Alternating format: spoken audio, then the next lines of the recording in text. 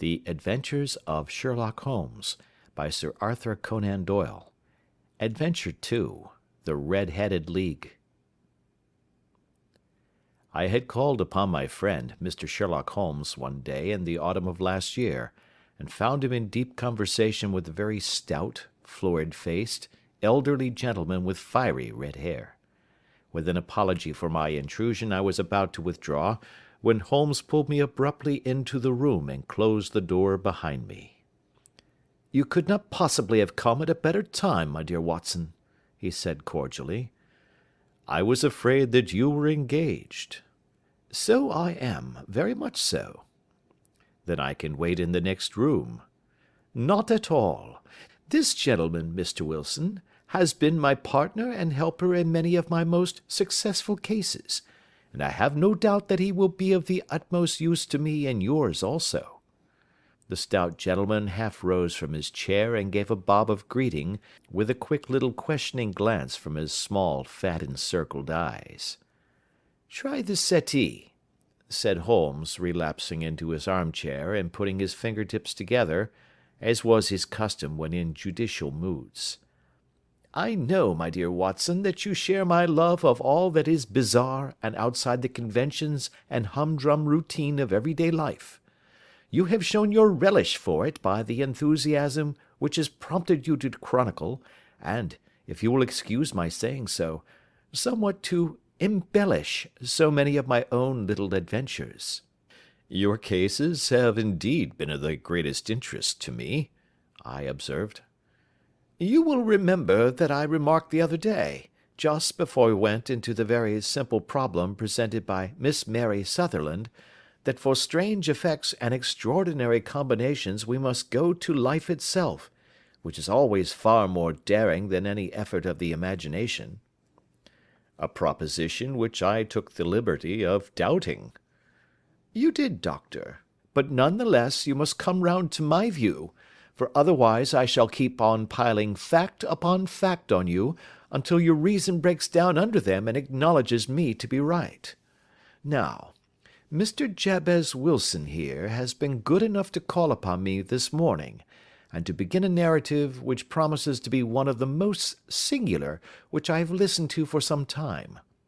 You have heard me remark that the strangest and most unique things are very often connected not with the larger but with the smaller crimes, and occasionally, indeed, where there is room for doubt whether any positive crime has been committed. As far as I have heard, it is impossible for me to say whether the present case is an instance of crime or not, but the course of events is certainly among the most singular that I have ever listened to. Perhaps, Mr. Wilson, you would have the great kindness to recommence your narrative. I ask you not merely because my friend Dr. Watson has not heard the opening part, but also because the peculiar nature of the story makes me anxious to have every possible detail from your lips. As a rule, when I have heard some slight indication of the course of events, I am able to guide myself by thousands of other similar cases which occur to my memory. In the present instance, I am forced to admit that the facts are, to the best of my belief, unique." The portly client puffed out his chest with an appearance of some little pride, and pulled a dirty and wrinkled newspaper from the inside pocket of his greatcoat. As he glanced down the advertisement column, with his head thrust forward and the paper flattened out upon his knee, I took a good look at the man and endeavoured, after the fashion of my companion, to read the indications which might be presented by his dress or appearance. I did not gain very much, however, by my inspection. Our visitor bore every mark of being an average, commonplace British tradesman, obese, pompous, and slow.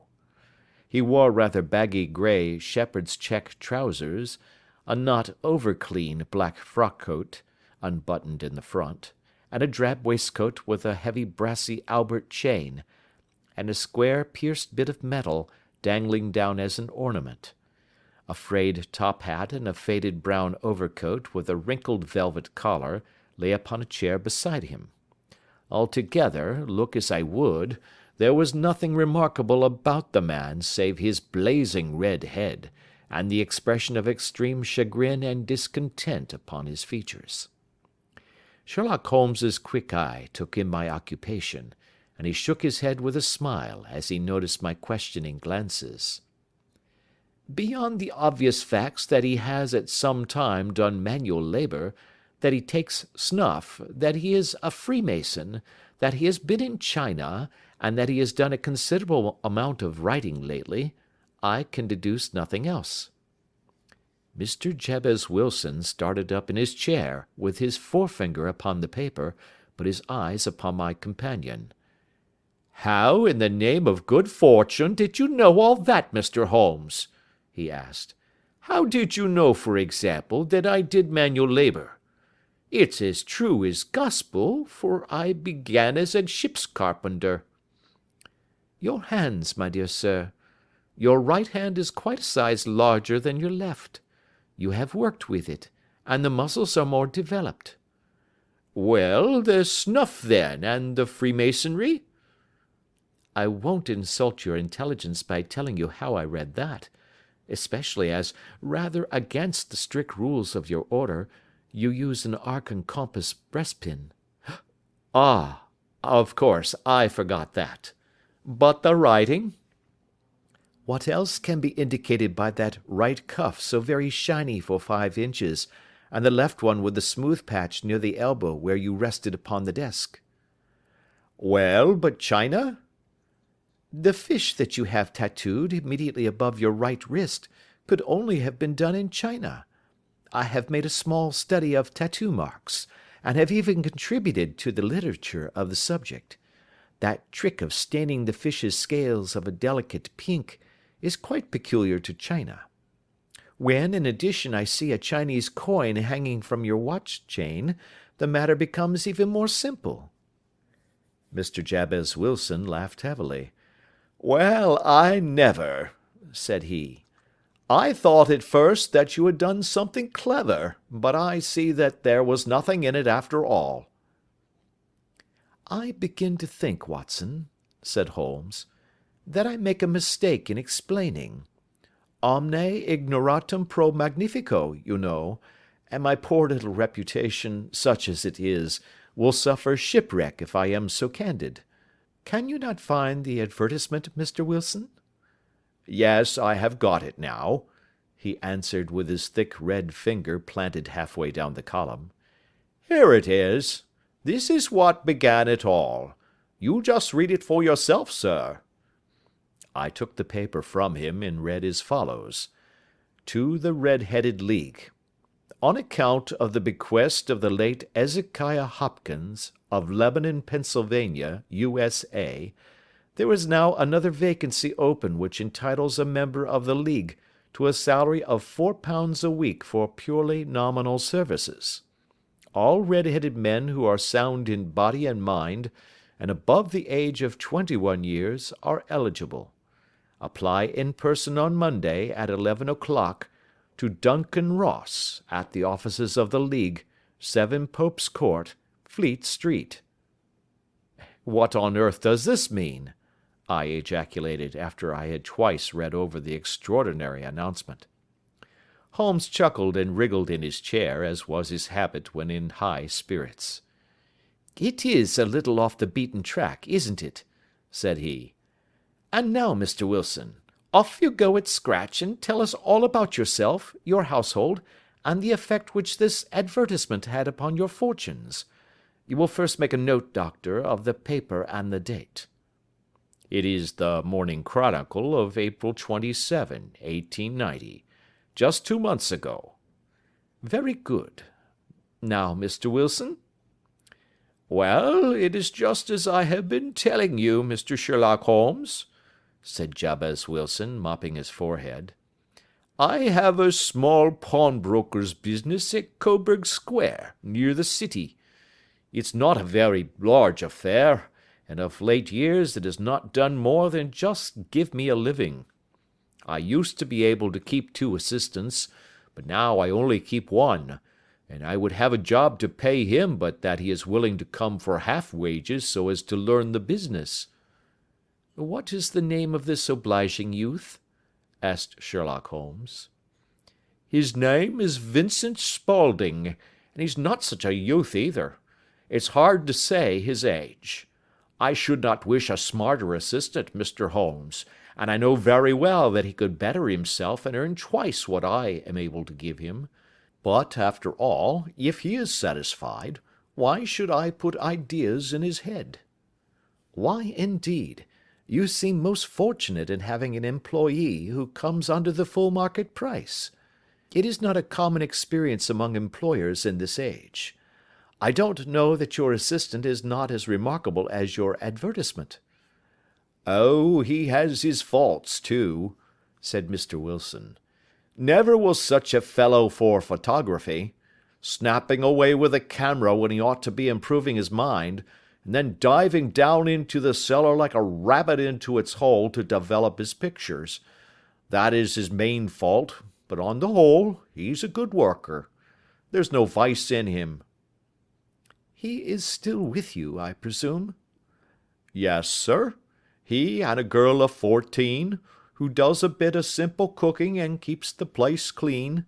That's all I have in the house, for I am a widower and never had any family.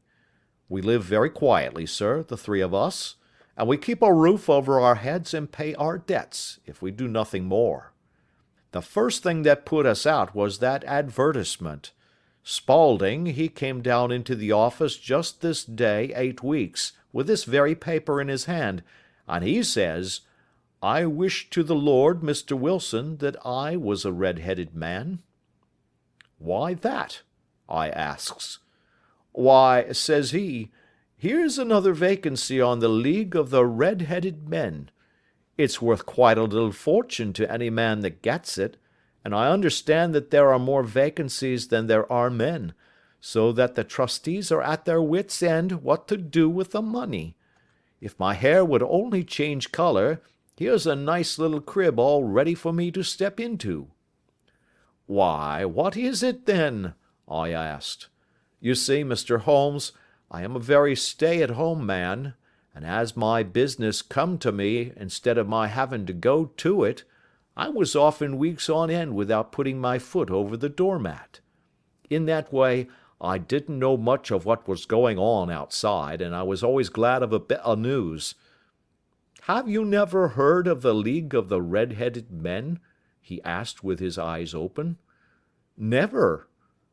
'Why, I wonder at that, for you are eligible yourself for one of the vacancies.' 'And what are they worth?' I asked. 'Oh, merely a couple of hundred a year, but the work is slight, and it need not interfere very much with one's other occupations.' Well, you can easily think that that made me prick up my ears, for the business has not been over good for some years, and an extra couple of hundred would have been very handy. 'Tell me all about it,' said I. 'Well,' said he, showing me the advertisement, 'you can see for yourself that the League has a vacancy, and there is the address where you should apply for particulars. As far as I can make out, the League was founded by an American millionaire, Ezekiah Hopkins, who was very peculiar in his ways. He was himself red-headed, and he had a great sympathy for all red-headed men. So, when he died, it was found that he had left his enormous fortune in the hands of trustees, with instructions to apply the interest to the providing of easy berths to men whose hair is of that colour. From all I hear, it is splendid pay and very little to do.' 'But,' said I, 'there would be millions of red-headed men who would apply.' 'Not so many as you might think,' he answered. 'You see, it is really confined to Londoners and to grown men. This American had started from London when he was young, and he wanted to do the old town a good turn. Then again, I have heard it is no use your applying if your hair is light red, or dark red, or anything but real bright, blazing, fiery red. Now, if you cared to apply, Mr. Wilson, you would just walk in, but perhaps it would hardly be worth your while to put yourself out of the way for the sake of a few £100. Now, it is a fact, gentlemen, as you may see for yourselves, that my hair is of a very full and rich tint, so that it seemed to me that if there was to be any competition in the matter, I stood as good a chance as any man that I had ever met. Vincent Spaulding seemed to know so much about it that I thought he might prove useful, so I just ordered him to put up the shutters for the day, and to come right away with me. He was very willing to have a holiday, so we shut the business up and started off for the address that was given us in the advertisement. I never hope to see such a sight as that again, Mr. Holmes. From north, south, east, and west, every man who had a shade of red in his hair had tramped into the city to answer the advertisement. Fleet Street was choked with red-headed folk, and Pope's Court looked like a coster's orange barrow. I should not have thought there were so many in the whole country as were brought together by that single advertisement. Every shade of color they were, straw, lemon, orange, brick, Irish setter, liver, clay. But, as Spaulding said, there were not many who had the real vivid flame-colored tint. When I saw how many were waiting, I would have given it up in despair, but Spaulding would not hear of it.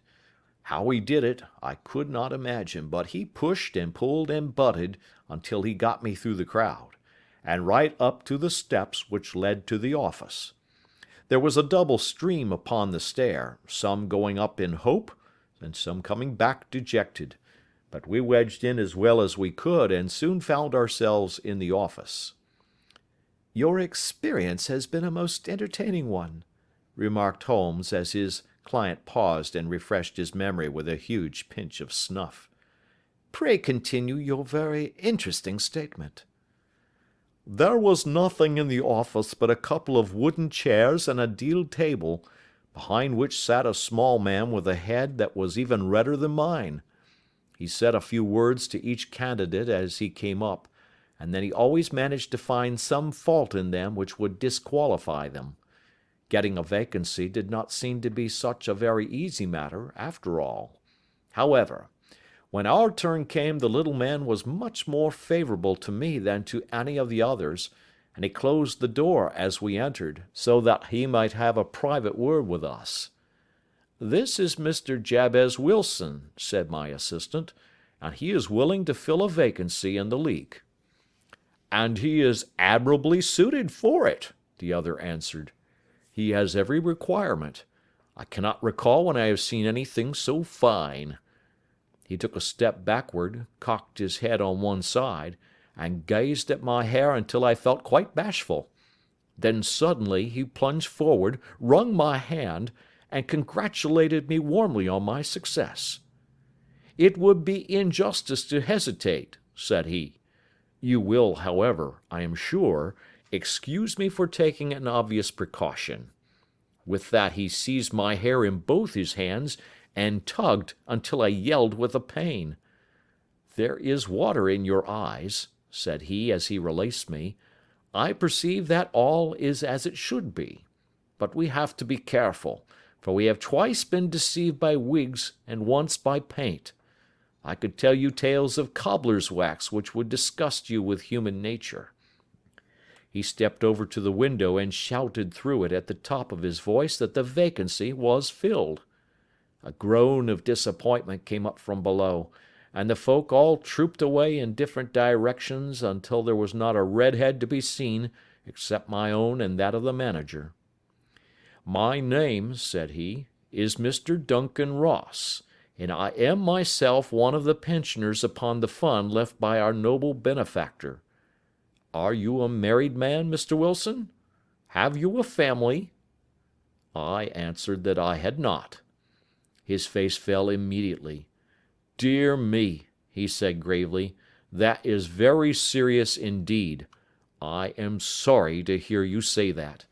The fund was, of course, for the propagation and spread of the red-heads as well as for their maintenance. It is exceedingly unfortunate that you should be a bachelor." My face lengthened at this, Mr. Holmes, for I thought that I was not to have the vacancy after all, but after thinking it over for a few minutes he said that it would be all right. In the case of another, said he, the objection might be fatal, but we must stretch a point in favor of a man with such a head of hair as yours. When shall you be able to enter upon your new duties? Well, it is a little awkward, for I have a business already, said I. Oh, never mind about that, Mr. Wilson, said Vincent Spaulding. I shall be able to look after that for you. What would be the hours? I asked. 10 to 2. Now, a pawnbroker's business is mostly done of an evening, Mr. Holmes, especially Thursday and Friday evening, which is just before payday, so it would suit me very well to earn a little in the mornings. Besides, I knew that my assistant was a good man, and that he would see to anything that turned up. That would suit me very well, said I. And the pay? Is £4 a week. And the work? Is purely nominal. What do you call purely nominal? Well, you have to be in the office, or at least in the building, the whole time. If you leave, you forfeit your whole position forever. The will is very clear upon that point. You don't comply with the conditions if you budge from the office during that time. It's only 4 hours a day, and I should not think of leaving, said I. No excuse will avail, said Mr. Duncan Ross. Neither sickness nor business nor anything else. There you must stay, or you lose your billet. And the work? Is to copy out the Encyclopaedia Britannica. There is the first volume of it in that press. You must find your own ink, pens, and blotting paper, but we provide this table and chair. Will you be ready tomorrow? Certainly, I answered. Then good-bye, Mr. Jabez Wilson, and let me congratulate you once more on the important position which you have been fortunate enough to gain. He bowed me out of the room, and I went home with my assistant, hardly knowing what to say or do, I was so pleased at my own good fortune. Well, I thought over the matter all day, and by evening I was in low spirits again, for I had quite persuaded myself that the whole affair must be some great hoax or fraud, though what its object might be I could not imagine. It seemed altogether past belief that anyone could make such a will, or that they would pay such a sum for doing anything so simple as copying out the Encyclopaedia Britannica. Vincent Spaulding did what he could to cheer me up, but by bedtime I had reasoned myself out of the whole thing. However, in the morning I determined to have a look at it anyhow, so I bought a penny bottle of ink, and with a quill pen and 7 sheets of foolscap paper, I started off for Pope's Court. Well, to my surprise and delight, everything was as right as possible. The table was set out ready for me, and Mr. Duncan Ross was there to see that I got fairly to work.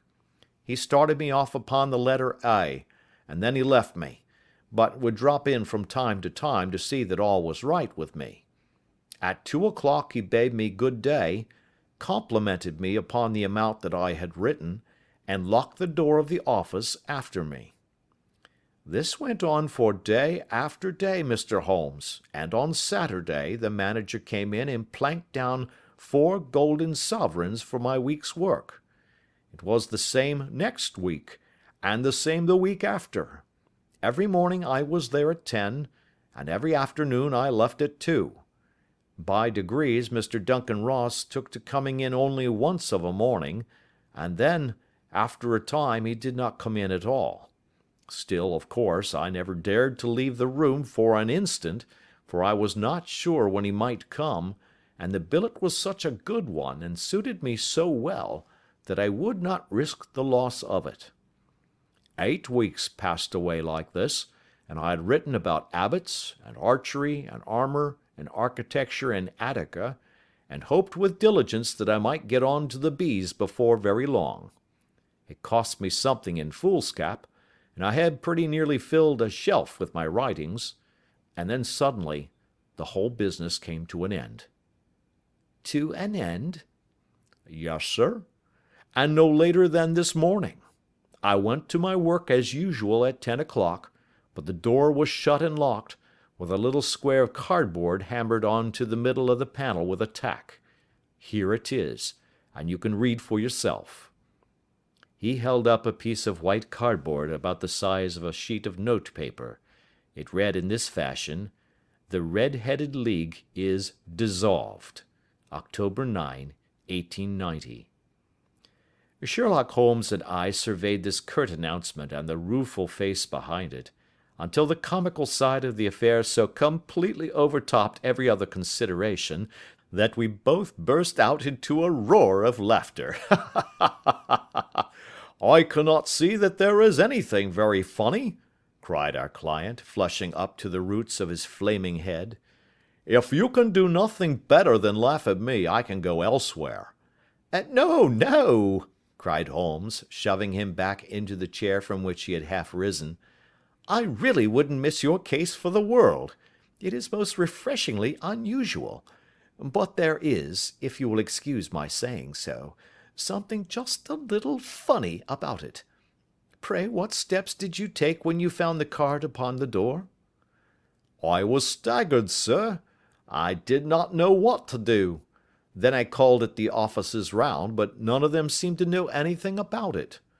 Finally, I went to the landlord, who is an accountant living on the ground floor, and I asked him if he could tell me what had become of the Red-Headed League. He said that he had never heard of any such body. Then I asked him who Mr. Duncan Ross was. He answered that the name was new to him. "Well," said I, "the gentleman at number 4. "What, the red-headed man?" "Yes." "Oh," said he, "his name was William Morris. He was a solicitor, and was using my room as a temporary convenience until his new premises were ready. He moved out yesterday." "Where could I find him?" "Oh, at his new offices? He did tell me the address. Yes, 17 King Edward Street, near St. Paul's." "I started off, Mr. Holmes, but when I got to that address it was a manufactory of artificial knee-caps, and no one in it had ever heard of either Mr. William Morris or Mr. Duncan Ross." "And what did you do then?" asked Holmes. "I went home to Saxe Coburg Square, and I took the advice of my assistant, but he could not help me in any way. He could only say that if I waited I should hear by post.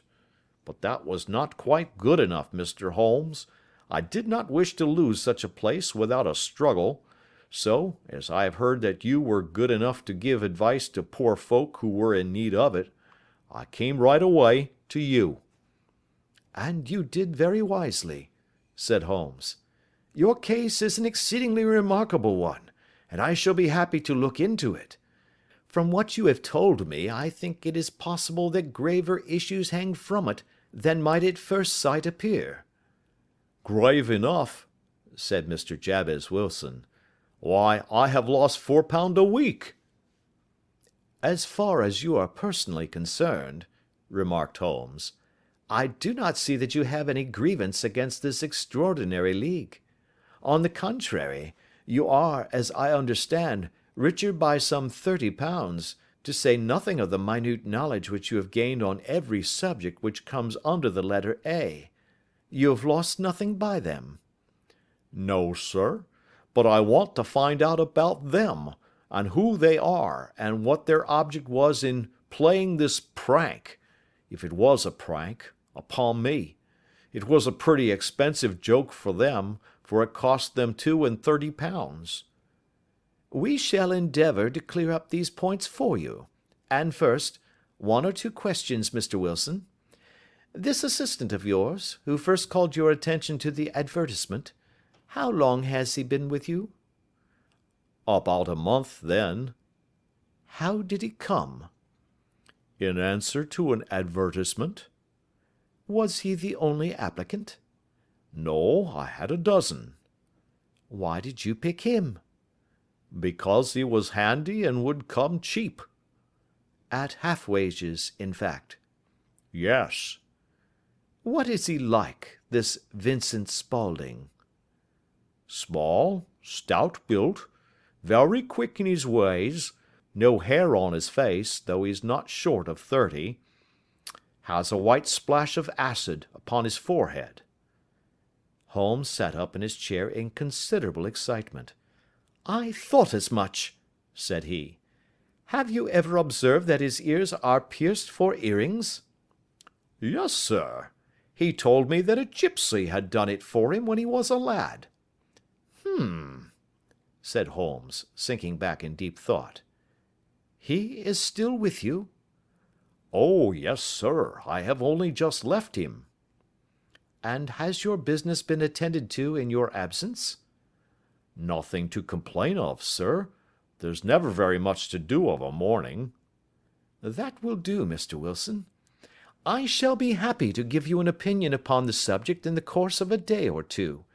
To-day is Saturday, and I hope that by Monday we may come to a conclusion."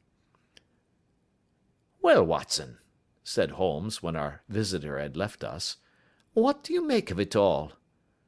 "I make nothing of it," I answered frankly. "It is a most mysterious business." "As a rule," said Holmes, "the more bizarre a thing is, the less mysterious it proves to be. It is your commonplace, featureless crimes which are really puzzling, just as a commonplace face is the most difficult to identify.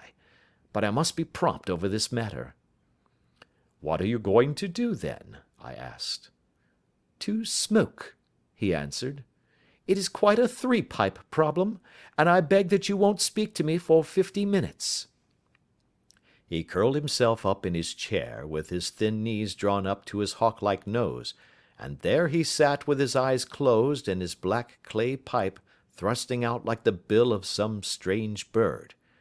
I had come to the conclusion that he had dropped asleep, and indeed was nodding myself, when he suddenly sprang out of his chair with the gesture of a man who has made up his mind, and put his pipe down upon the mantelpiece. "Sarasate plays at St. James's Hall this afternoon," he remarked. "What do you think, Watson? Could your patient spare you for a few hours?" "I have nothing to do today. My practice is never very absorbing." "Then put on your hat and come. I am going through the city first, and we can have some lunch on the way. I observe that there is a good deal of German music on the programme, which is rather more to my taste than Italian or French. It is introspective, and I want to introspect. Come along." We travelled by the Underground as far as Aldersgate, and a short walk took us to Saxe Coburg Square, the scene of the singular story which we had listened to in the morning. It was a poky, little, shabby, genteel place, where 4 lines of dingy, 2-storied brick houses looked out into a small railed-in enclosure, where a lawn of weedy grass and a few clumps of faded laurel bushes made a hard fight against a smoke-laden and uncongenial atmosphere. 3 gilt balls and a brown board with Jabez Wilson in white letters upon a corner house announced the place where our red-headed client carried on his business. Sherlock Holmes stopped in front of it with his head on one side and looked it all over, with his eyes shining brightly between puckered lids. Then he walked slowly up the street and then down again to the corner, still looking keenly at the houses.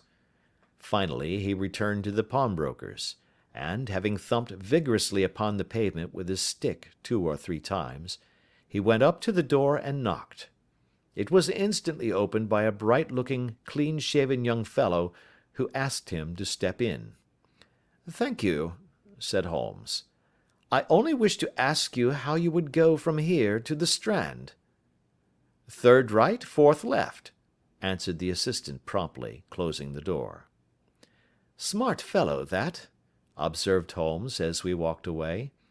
"He is, in my judgment, the 4th smartest man in London, and for daring I am not sure that he has not a claim to be 3rd. I have known something of him before." "Evidently," said I, "Mr. Wilson's assistant counts for a good deal in this mystery of the Red-Headed League. I am sure that you inquired your way merely in order that you might see him." "Not him." "What then?" "The knees of his trousers." And what did you see? What I expected to see. Why did you beat the pavement? My dear doctor, this is a time for observation, not for talk. We are spies in an enemy's country. We know something of Saxe-Coburg Square. Let us now explore the parts which lie behind it. The road in which we found ourselves as we turned round the corner from the retired Saxe-Coburg Square presented as great a contrast to it as the front of a picture does to the back. It was one of the main arteries which conveyed the traffic of the city to the north and west. The roadway was blocked with the immense stream of commerce flowing in a double tide inward and outward, while the footpaths were black with the hurrying swarm of pedestrians. It was difficult to realize, as we looked at the line of fine shops and stately business premises, that they really abutted on the other side upon the faded and stagnant square which we had just quitted. "Let me see," said Holmes, standing at the corner and glancing along the line. "I should like just to remember the order of the houses here. It is a hobby of mine to have an exact knowledge of London. There is Mortimer's, the tobacconist, the Coburg branch of the City and Suburban Bank, the Vegetarian Restaurant, and McFarlane's Carriage Building Depot. That carries us right on to the other block. And now, doctor, we've done our work, so it's time we had some play. A sandwich and a cup of coffee, and then off to Violin Land, where all is sweetness and delicacy and harmony, and there are no red-headed clients to vex us with their conundrums." My friend was an enthusiastic musician, being himself not only a very capable performer, but a composer of no ordinary merit. All the afternoon he sat in the stalls, wrapped in the most perfect happiness, gently waving his long, thin fingers in time to the music, while his gently smiling face and his languid, dreamy eyes were as unlike those of Holmes the sleuth-hound, Holmes the relentless, keen-witted, ready-handed criminal agent, as it was possible to conceive. In his singular character, the dual nature alternately asserted itself, and his extreme exactness and astuteness represented, as I have often thought, the reaction against the poetic and contemplative mood which occasionally predominated in him. The swing of his nature took him from extreme languor to devouring energy, and as I knew well, he was never so truly formidable as when, for days on end, he had been lounging in his armchair amid his improvisations and his black-letter editions. Then it was that the lust of the chase would suddenly come upon him, and that his brilliant reasoning power would rise to the level of intuition, until those who were unacquainted with his methods would look askance at him as on a man whose knowledge was not that of other mortals. When I saw him that afternoon so enwrapped in the music at St. James's Hall, I felt that an evil time might be coming upon those whom he had set himself to hunt down. "You want to go home, no doubt, doctor?" he remarked as we emerged. "Yes, it could be as well." "And I have some business to do which will take some hours. This business at Coburg Square is serious." "Why serious?" "A considerable crime is in contemplation. I have every reason to believe that we shall be in time to stop it. But today being Saturday rather complicates matters. I shall want your help tonight." "At what time?" 10 will be early enough." "I shall be at Baker Street at 10." "Very well. And, I say, doctor, there may be some little danger, so kindly put your army revolver in your pocket."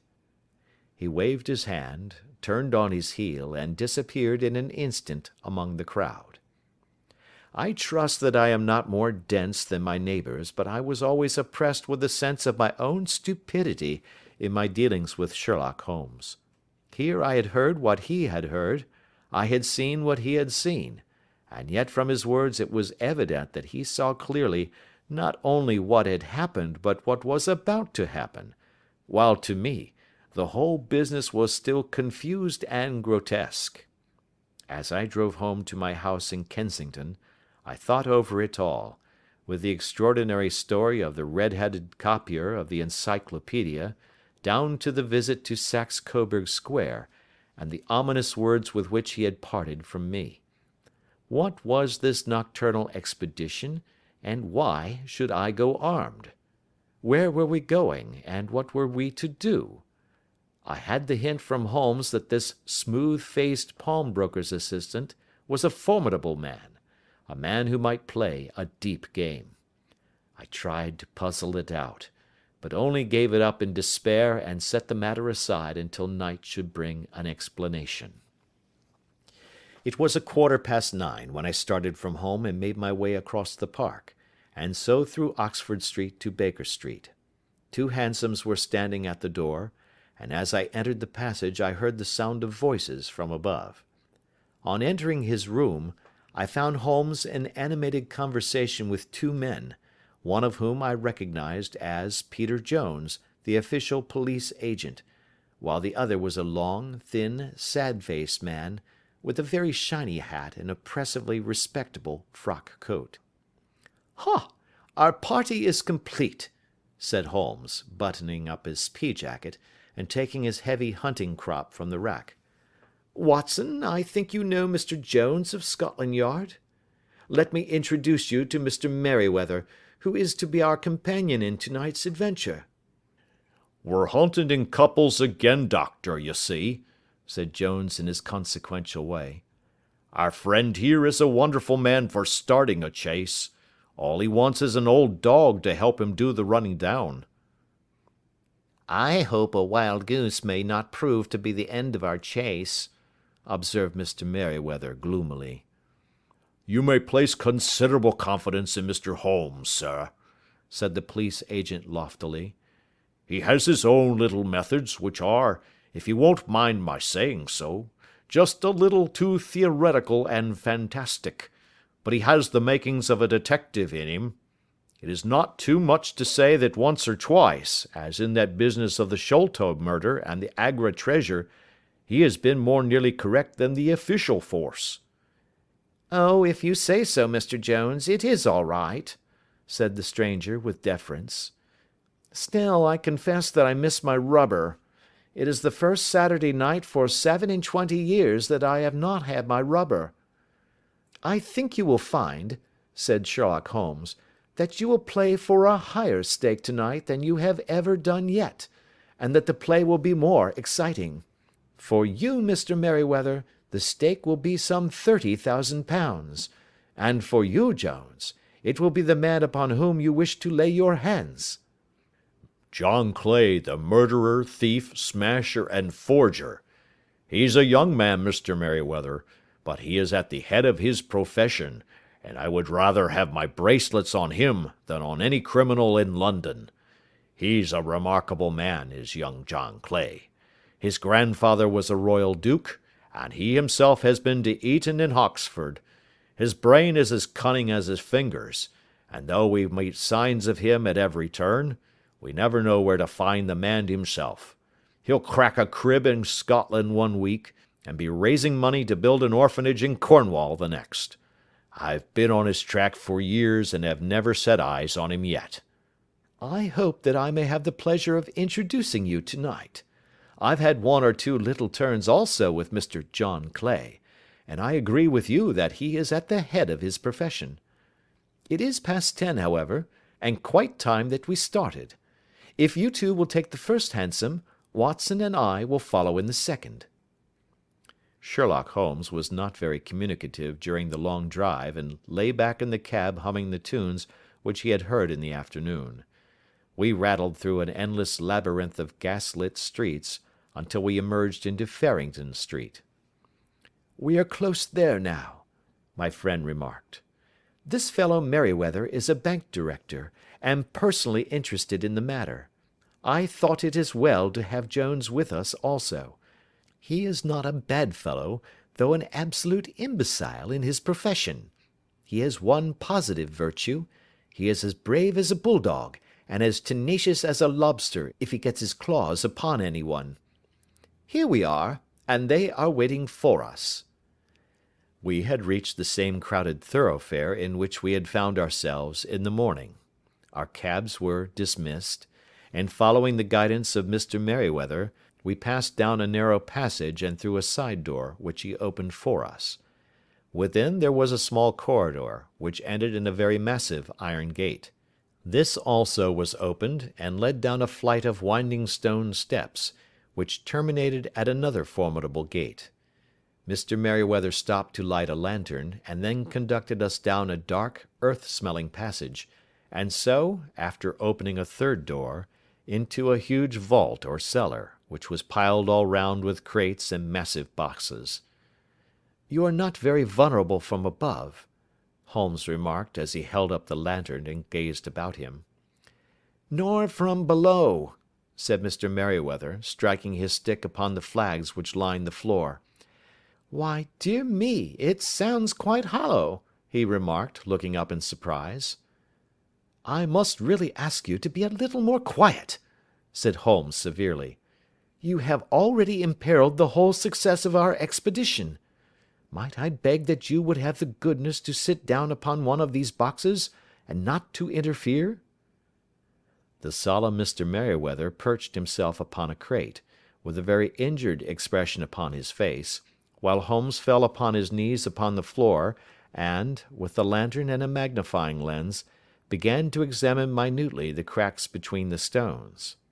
A few seconds sufficed to satisfy him, for he sprang to his feet again, and put his glass in his pocket. "We have at least an hour before us," he remarked, "for they can hardly take any steps until the good pawnbroker is safely in bed. Then they will not lose a minute, for the sooner they do their work, the longer time they will have for their escape. We are at present, Doctor, as no doubt you have divined, in the cellar of the City branch of one of the principal London banks. Mr. Merryweather is the chairman of directors, and he will explain to you that there are reasons why the more daring criminals of London should take a considerable interest in this cellar at present." "It is our French gold," whispered the director. "We have had several warnings that an attempt might be made upon it." "Your French gold?" "Yes. We had occasion some months ago to strengthen our resources, and borrowed for that purpose 30,000 napoleons from the Bank of France. It has become known that we have never had occasion to unpack the money, and that it is still lying in our cellar. The crate upon which I sit contains 2,000 napoleons packed between layers of lead foil.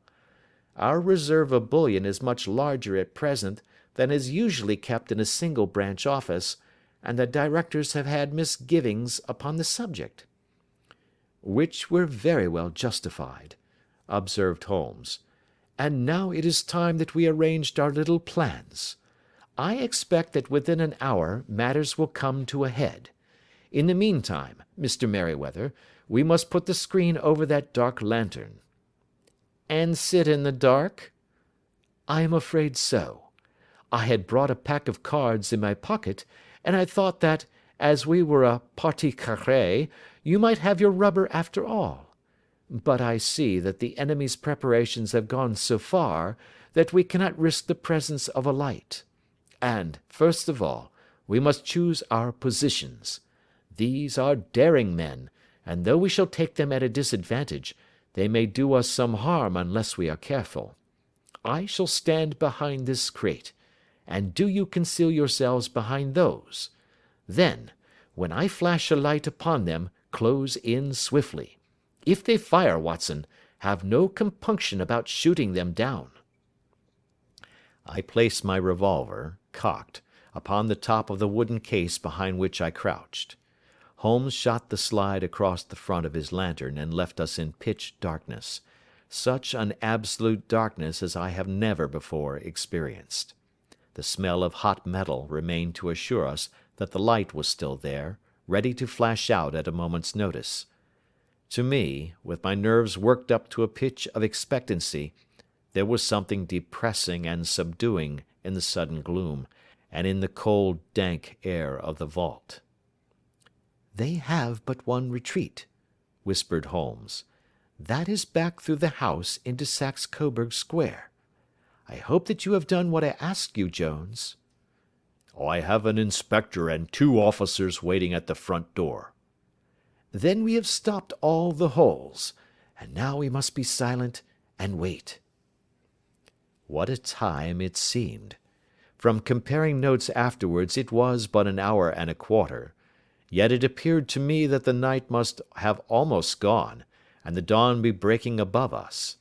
My limbs were weary and stiff, for I feared to change my position, yet my nerves were worked up to the highest pitch of tension, and my hearing was so acute that I could not only hear the gentle breathing of my companions, but I could distinguish the deeper, heavier in-breath of the bulky Jones from the thin, sighing note of the bank director. From my position I could look over the case in the direction of the floor. Suddenly, my eyes caught the glint of a light. At first it was but a lurid spark upon the stone pavement. Then it lengthened out until it became a yellow line, and then, without any warning or sound, a gash seemed to open, and a hand appeared, a white, almost womanly hand, which felt about in the centre of the little area of light. For a minute or more the hand, with its writhing fingers, protruded out of the floor. Then it was withdrawn as suddenly as it appeared, and all was dark again save the single lurid spark which marked a chink between the stones. Its disappearance, however, was but momentary. With a rending, tearing sound, one of the broad white stones turned over upon its side and left a square, gaping hole, through which streamed the light of a lantern. Over the edge there peeped a clean-cut, boyish face, which looked keenly about it, and then, with a hand on either side of the aperture, drew itself shoulder-high and waist-high, until one knee rested upon the edge. In another instant he stood at the side of the hole and was hauling after him a companion, lithe and small like himself, with a pale face, and a shock of very red hair. "It's all clear," he whispered. "Have you the chisel and the bags? Great Scott! Jump, Archie, jump, and I'll swing for it." Sherlock Holmes had sprung out and seized the intruder by the collar. The other dived down the hole, and I heard the sound of rending cloth as Jones clutched at his skirts. The light flashed upon the barrel of a revolver, but Holmes's hunting crop came down on the man's wrist, and the pistol clinked upon the stone floor. "It's no use, John Clay," said Holmes blandly. "You have no chance at all." "So I see," the other answered with the utmost coolness. "I fancy that my pal is all right, though I see you have got his coat-tails." "There are 3 men waiting for him at the door," said Holmes. "Oh, indeed. You seem to have done the thing very completely. I must compliment you." "And I you," Holmes answered. "Your red-headed idea was very new and effective." "You'll see your pal again presently," said Jones. "He's quicker at climbing down holes than I am. Just hold out while I fix the derbies." "I beg that you will not touch me with your filthy hands," remarked our prisoner as the handcuffs clattered upon his wrist. "You may not be aware that I have royal blood in my veins. Have the goodness also, when you address me, always to say sir and please." "All right," said Jones with a stare and a snigger. "Well, would you please, sir, march upstairs where we can get a cab to carry your highness to the police station?" "That is better," said John Clay serenely. He made a sweeping bow to the 3 of us and walked quietly off in the custody of the detective. "Really, Mr. Holmes," said Mr. Merryweather, as we followed them from the cellar, "I do not know how the bank can thank you or repay you. There is no doubt that you have detected and defeated in the most complete manner one of the most determined attempts at bank robbery that have ever come within my experience." "I have had 1 or 2 little scores of my own to settle with Mr. John Clay," said Holmes. "I have been at some small expense over this matter, which I shall expect the bank to refund, but beyond that I am amply repaid by having had an experience which is in many ways unique, and by hearing the very remarkable narrative of the Red-Headed League. You see, Watson, he explained in the early hours of the morning, as we sat over a glass of whiskey and soda in Baker Street, it was perfectly obvious from the first that the only possible object of this rather fantastic business of the advertisement of the League and the copying of the encyclopedia must be to get this not over-bright pawnbroker out of the way for a number of hours every day. It was a curious way of managing it, but really it would be difficult to suggest a better.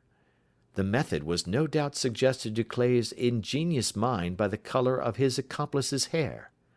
The £4 a week was a lure which must draw him, and what was it to them, who were playing for thousands? They put in the advertisement, one rogue has the temporary office, the other rogue incites the man to apply for it, and together they manage to secure his absence every morning in the week. From the time that I heard of the assistant having come for half wages, it was obvious to me that he had some strong motive for securing the situation. But how could you guess what the motive was? Had there been women in the house, I should have suspected a mere vulgar intrigue. That, however, was out of the question. The man's business was a small one, and there was nothing in his house which could account for such elaborate preparations, and such an expenditure as they were at. It must then be something out of the house. What could it be? I thought of the assistant's fondness for photography, and his trick of vanishing into the cellar. The cellar! There was the end of this tangled clue. Then I made inquiries as to this mysterious assistant, and found that I had to deal with one of the coolest and most daring criminals in London. He was doing something in the cellar, something which took many hours a day for months on end. What could it be, once more? I could think of nothing save that he was running a tunnel to some other building.